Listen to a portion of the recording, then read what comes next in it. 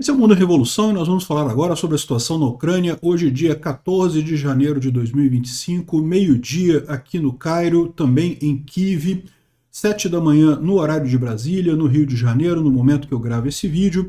E tivemos um grande ataque ucraniano com drones e mísseis aqui em várias regiões da Rússia, visando principalmente Briansk, Saratov, Tula, Kazan e mais um monte de outros lugares aqui foram alvos de drones ucranianos de ontem para hoje, com bastante danos, tá? Aqui em Saratov, de novo, foi atingido o depósito de combustível da base aérea Engels 2. Lembra, esse depósito de combustível ficou pegando fogo por 6 dias. Ontem os russos conseguiram apagar o fogo, ou pelo menos controlar o fogo, e hoje os ucranianos atingiram de novo o depósito de combustível aqui, né? Em Briansk foi uma refinaria que foi atingida também e teve vários outros pontos aqui atingidos pelos ucranianos. Do ponto de vista da linha de frente, nenhuma grande novidade, não mudou nada de ontem para hoje. Do ponto de vista diplomático, o Robert Fico, que é o presidente, o primeiro-ministro da Eslováquia, ele sugeriu uma reunião com o Zelensky para tratar sobre o trânsito de gás. O Zelensky falou que ele pode ir para Kiev, que ele aguarda ele em Kiev na sexta-feira, né? E é um idiota, é uma russete, não vai aceitar isso, vai chorar, mas no final das contas é isso daí. Outra coisa, o Lavrov está acusando os Estados Unidos de estar por trás do ataque ucraniano contra o gasoduto Turquia, aqui, o gasoduto que vai pela Turquia, né? A gente explicou que os ucranianos destruíram já os gasodutos aqui do Nord Stream, o que passa pela Polônia, o que passa pela Ucrânia, e agora o que resta é o que passa pela Turquia. Não vai durar mais muito tempo, né? Essa é a forma correta de se fazer sanções contra a Rússia, é o que vai acabar acontecendo. Temos a informação também de que o Trump deve se encontrar com o Putin logo nos primeiros dias do governo dele, né? Vamos ver o que vai acontecer com isso daí, vamos esperar o melhor desse encontro, que o Putin seja convencido a sair da Ucrânia e aceitar as condições para a paz, que é sair da Ucrânia e negociar depois, negociar a indenização que ele vai ter que pagar por conta de todo o dano que ele causou, né? Mas tem que sair totalmente do território da Ucrânia. Vamos falar sobre esses e outros assuntos em detalhes. Essas notícias foram sugeridas por Todo Russete é corno manso, chora Russete, Tira a barba da frente e várias outras pessoas. Obrigado aí ao pessoal que sugeriu notícias lá no nosso site, no wevolving.com. E obrigado a você que está assistindo o nosso vídeo. Se você gosta do nosso conteúdo, por favor, deixe o seu like e se inscreva aqui no canal, né? Pois bem, de ontem para hoje, os russos fizeram um ataque com 80 drones Shahed contra a Ucrânia. 58 deles foram derrubados pela defesa antiaérea tradicional, 21 por guerra eletrônica. Um drone atingiu o objetivo, infelizmente, mas não teve nenhum dano significativo em nenhum desses casos, né? Agora, o que está se falando muito é justamente o grande ataque de drones da Ucrânia contra a Rússia. De ontem para hoje, a Ucrânia mandou mais de 100 drones e mísseis que causaram explosões em 12 regiões da Rússia e teve vários lugares pegando fogo aqui, né? Um monte de incêndios muito bonitos aqui. Isso daqui parece que é uma refinaria lá em Berdiansk. Teve também aqui outros casos de incêndio aqui em outros locais. Tem vários casos de incêndio aqui, a gente vai falar sobre isso, né? Os aeroportos em 4 cidades russas foram fechados como parte do plano Carpet, né? É o plano de fechar os aeroportos por conta de drone. As forças russas dizem que foram 200 drones e mísseis ataques estavam envolvidos nesse ataque. Os ucranianos dizem que foram só 100 drones que estavam envolvidos, mas parece que teve mísseis sim, tá? Teve mísseis ataques na questão em Briansk aqui, ó. O pessoal reclamando aqui, começou assim, ó, explosões reportadas em Tula, na Rússia, a defesa aérea estava operando, né? Então aqui é um caso de um drone ucraniano que foi eliminado pela defesa antiaérea russa. Também em Voronezh, Oriol, também teve explosões. Aqui, ó, Voronezh, um local que foi atacado pelos drones de qualquer forma, ou seja, alguma coisa que foi atingida, dá para ver a explosão. E tem outros casos aqui de defesa antiaérea conseguindo eliminar o drone ucraniano, né? Essas explosões no céu certamente são defesa antiaérea russa eliminando drones ucranianos. Ainda assim, teve muita coisa que pegou fogo. Aqui tem mais aqui um drone aqui na região do Tartastão. O Tartastão é bem longe, essa região aqui, né? Depois de Kazan aqui. Então é realmente muito longe e os drones ucranianos chegaram até lá. Tudo bem que esse drone aqui especificamente, ele foi derrubado, né? Mas outros drones chegaram a atingir a região ali. Aqui, a última noite, sanções foram novamente impostas em Engels, né? O 14º Regimento de Aviação de longa distância reportou, em coordenação com outras unidades, que atingiram com sucesso a infraestrutura da base aérea de Engels 2. Então, é a mesma base aérea que tinha sido alvejada pelos ucranianos há coisa de uma semana atrás. O incêndio lá durou por vários dias, apagaram o incêndio ontem, hoje os ucranianos atingiram de novo, né? Essa base aérea serve como base dos Tu-95MS, Tu-160, são aviões que inclusive têm capacidade de bombardeio nuclear, tá? Mas que tipicamente são usados para bombardeios convencionais contra a Ucrânia. De qualquer forma, o objetivo da Ucrânia nesse caso é bastante claro. Você tira o combustível da base aérea, os russos não vão ter como decolar aviões dali, vão acabar, fica prejudicado nessa história, né? Então, atingiram novamente essa base aérea. Saratov, novamente, os destroços causam problema, né? Os russos sempre falam que abateram todos os drones, mas que alguns destroços causaram algum problema e coisa e tal. Então, de novo, estão os destroços aqui causando problema lá em Saratov. Parece que é um problema bem grande, pelo visto, né? Bom, não foi só lá, tá? Também na planta química de Briansk foi atingido pelos drones ucranianos. Alguns estão dizendo que foram vários pontos atingidos, supostamente por ATACMS, tá? A gente não sabe aqui se foram ATACMS ou se foram drones. É verdade que Briansk, Saratov está aqui, tá? O campo de Engels está aqui. Briansk está aqui. É essa região que foi atingida. Aqui, em tese, o alcance dos ATACMS está valendo. Então pode ter sido ATACMS que fez esse ataque aqui, né? Segundo a Daniele fala aqui, não houve imagens de drones e nem defesa antiaérea, ou seja, foi tudo muito rápido, as explosões foram muito grandes, o que indica potencialmente mísseis balísticos, ou seja, os ATACMS contra a Rússia, né? Pode ser também que sejam outros mísseis balísticos ucranianos. A gente sabe que os ucranianos estão desenvolvendo novos mísseis balísticos ali. Pode ser que seja alguma coisa desse tipo. A planta está sob observação já nos últimos meses, né, por uma série de razões, e a primeira delas é a expansão de atividades, ou seja, parece que os russos estão expandindo a atividade nessa planta química que tem ali, né? Isso pode ser usado, isso pode estar sendo usado para alguma coisa militar ali na região, ou então para vender produto para o exterior, né? Então, os ucranianos foram lá e atingiram essa planta. A gente não sabe exatamente o que é isso daqui, mas entendendo a importância desse ataque, é preciso entender o que essa planta produz. Apesar do nome genérico, essa planta tem um papel crucial na produção de materiais de guerra. Produz explosivos e propelantes, né, para vários sistemas. Propelentes, né? Propelentes é combustível para vários sistemas, né? O objetivo, portanto, conclui-se que o objetivo foi especificamente enfraquecer mais a capacidade russa de produção de armas, né? Então isso daqui, a fábrica química produz esse tipo de combustível, né? E foi atingida lá. Aqui, ó, mísseis balísticos atingem Briansk, provavelmente ATACMS, mas a gente não tem certeza que foram ATACMS, tá? Em princípio, a planta química de Briansk não é uma refinaria, é uma planta química que teve o nome do 50º aniversário da União Soviética, foi atingida. Essa planta militar, entre outras coisas, é um local de fabricação de munição e melhoria de sistemas de defesa, né? Uragan, Grad, Tornado G, sistemas de lançamento de foguetes e mísseis. A planta está pegando fogo depois de vários ataques ali. Excelente notícia isso. O total, todas essas áreas roxas aqui foram atingidas na Rússia, né? Então, Briansk, Oriol, Tula, Belgorod, Voronezh, Rostov, Saratov e Tartastão. Todos esses foram atingidos ao longo dessa noite. Foi um grande ataque ucraniano contra a Rússia, né?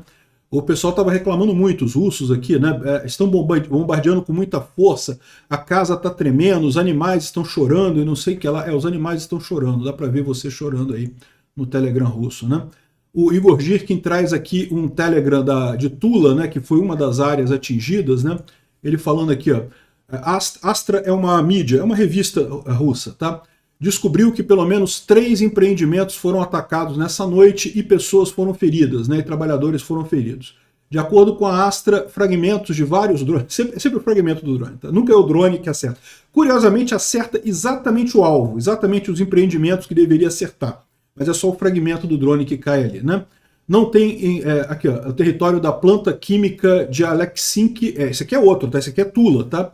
A gente falou aqui, esse aqui é Briansk, Tula é aqui, ó. Tula é mais para cima aqui um pouquinho, cadê Tula? Tula tá aqui, ó. Aqui, ó, aqui esse lugar de Tula que foi atingido também, Aleksink, que foi atingido também aqui segundo o pessoal, né?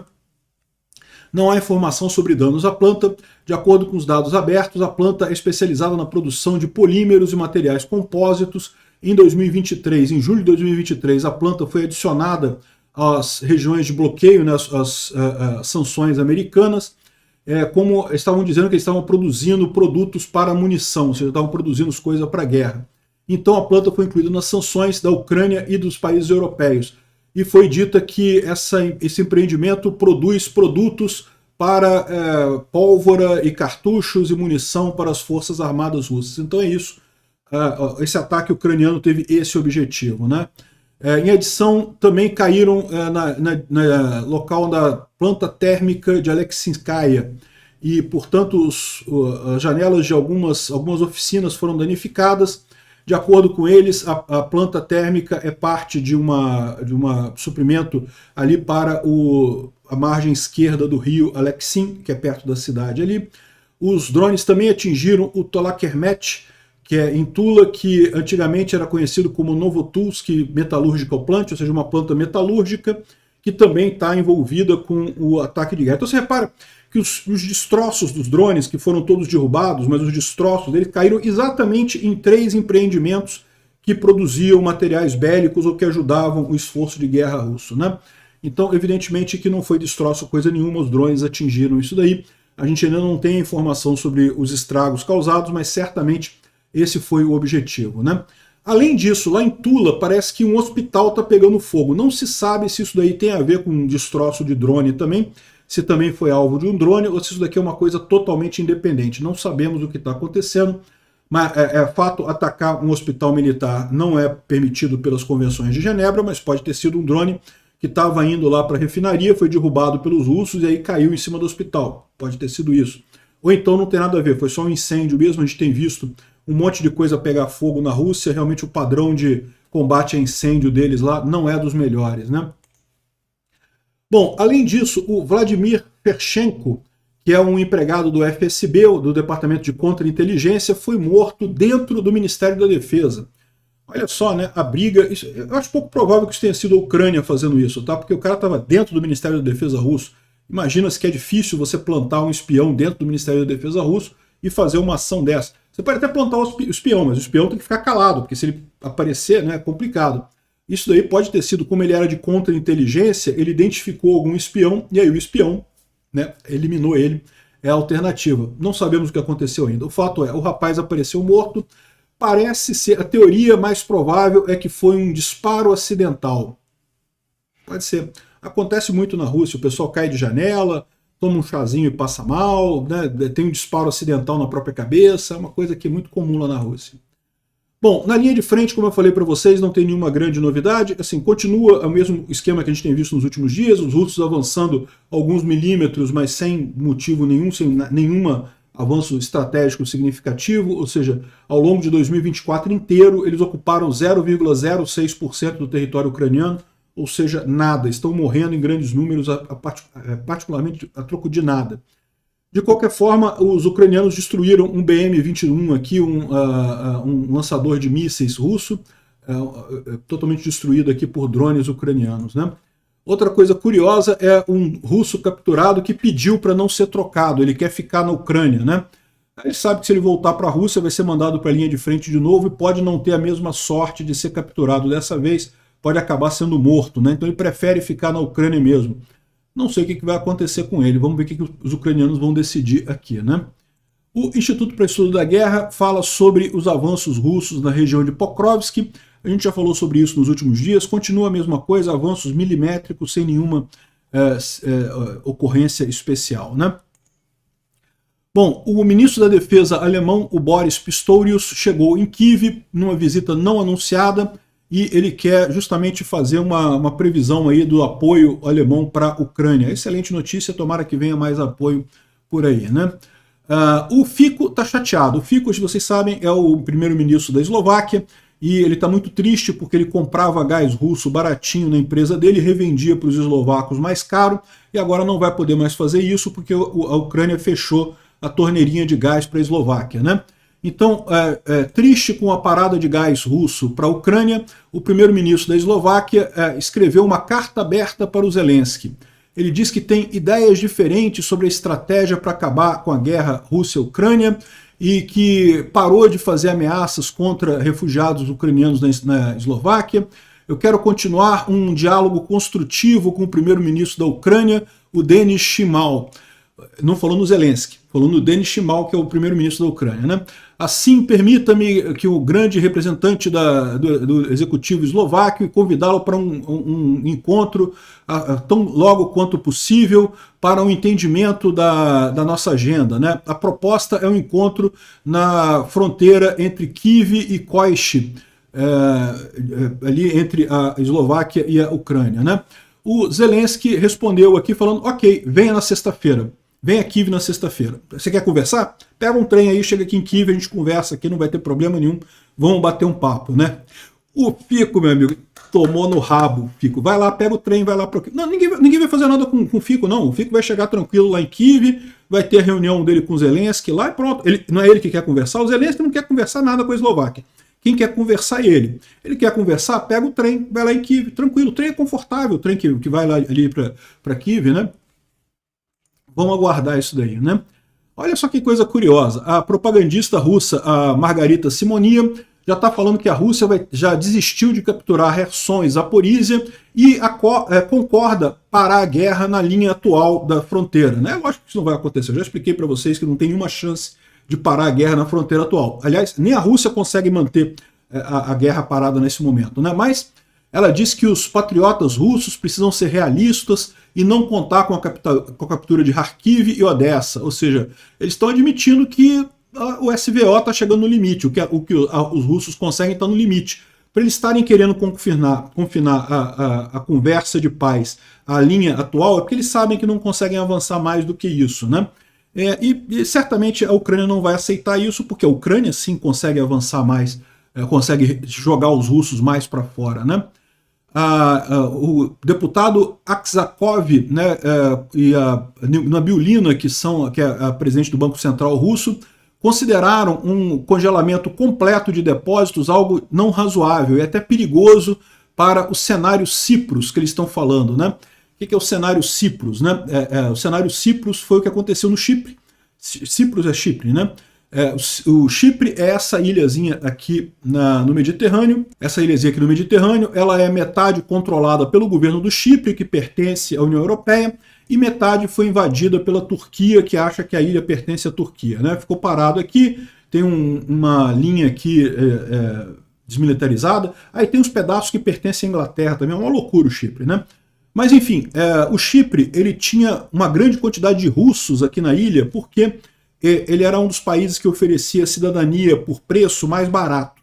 Então tem muitos países que oferecem isso, né? Cidadania por um preço. Você paga uma grana para o governo e você ganha cidadania. Portugal até teve uma época, né, um programa desse, chama de Golden Visa, não sei o que lá. Você bota um dinheiro lá e você ganha o passaporte daquele país.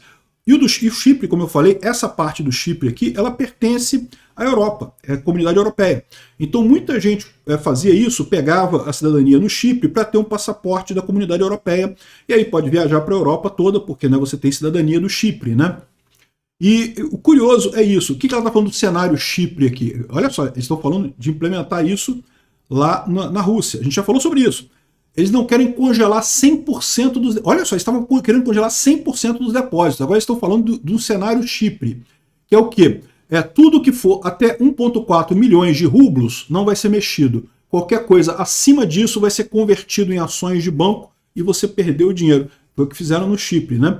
E o pessoal está colocando aqui, ó, esse cenário tem a vantagem sobre o simples congelamento de depósito, que ele reduz o número de pessoas insatisfeitas. Quem tem menos de 1,4 milhão de rublos não vai ser afetado. É igual o plano Collor. É um plano Collor igualzinho. Quem tinha mais do que tudo. É que o plano Collor foi pouquíssima coisa, né? O limite era merreca.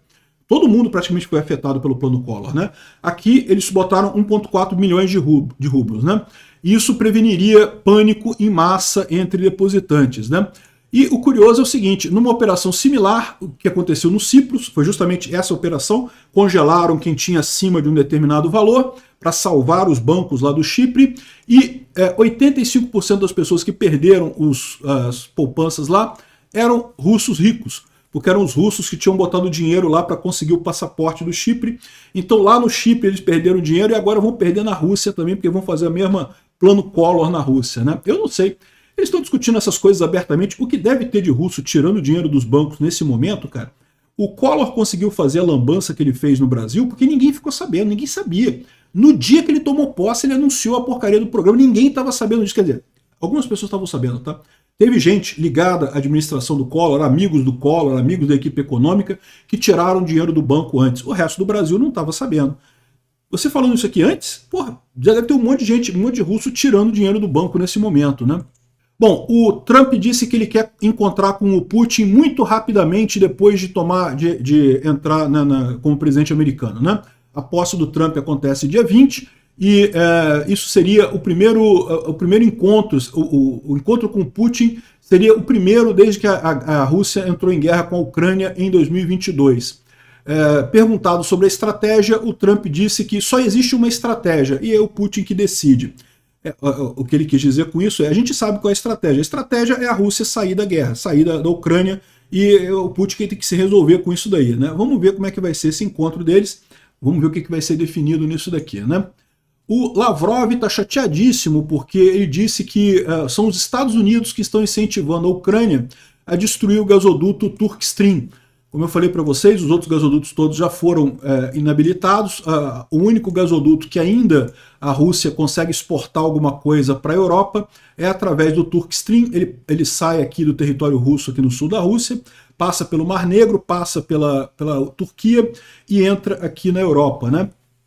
E de fato os ucranianos outro dia atingiram uma estação de bombeamento desse gasoduto, provavelmente vão voltar a atingir em breve, e ele está dizendo aqui que são os Estados Unidos que estão incentivando isso daí. Eu acho que está certo mesmo, tem mesmo que acabar com esse negócio, né? Implementar a sanção na prática, né? Bom, e por falar em sanções, novas sanções dos Estados Unidos contra a Rússia vão desestabilizar mercados globais, diz o Kremlin. Não, vai desestabilizar o Kremlin, não os mercados globais. Os mercados globais estão bem sem a Rússia produz muito pouco de interesse para o resto do mundo, né?